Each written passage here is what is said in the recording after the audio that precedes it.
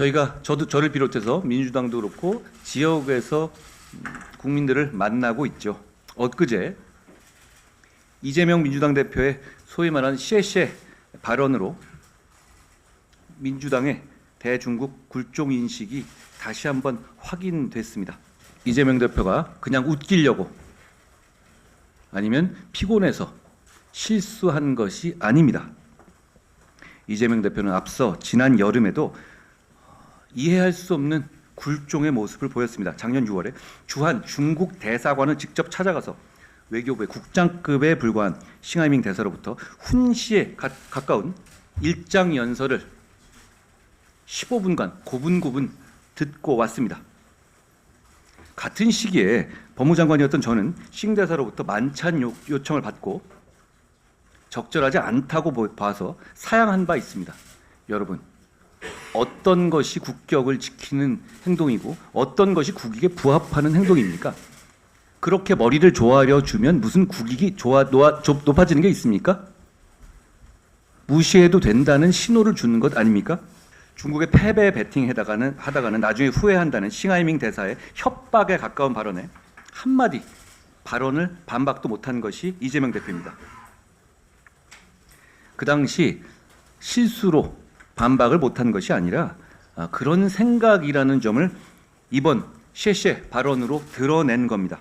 중국의 불법 어선이 우리의 서해까지 들어와서 치역까지 모조리 조업해가도 우리 고유의 소중한 문화 유산인 한복과 김치를 자기들 문화라고 주장하고 소위 말하는 동북공정으로 우리 문화에 대한 잘못된 주장을 할 때에도 이재명 대표와 민주당은 그 뜻을 받들어서 쉐쉐 할 것인지 묻고 싶습니다. 그 발언을 한 날은 서해 수호의 날이었죠. 이재명 대표는 서해 수호의 날 기념실에 빠지면서 그 발언을 했습니다.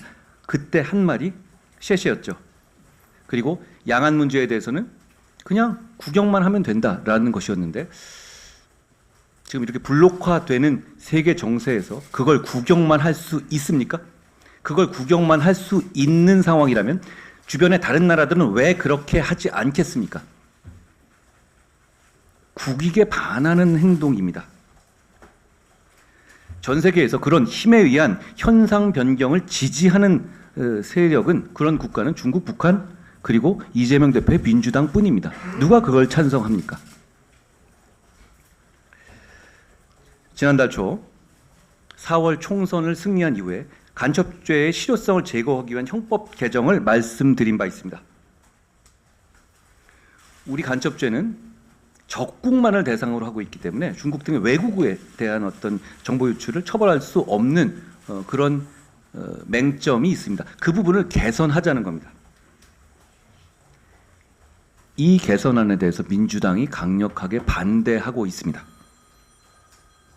그리고 두 번째, 저희는 외교의 기본, 상호주의라고 생각합니다. 지금 현재 지방선거에 있어서 영주권자에 대해서 투표권을 부여하고 있습니다. 거주 요건도 없이 말입니다. 저희는 이 문제에 대해서 상호주의를 적용하는 제한이 반드시 필요하다고 생각합니다.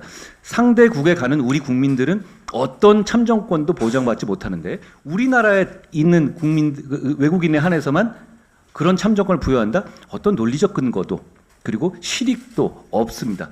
저희는 이번 총선에서 승리해서 이미 권성동 의원이 발의한 바도 있습니다.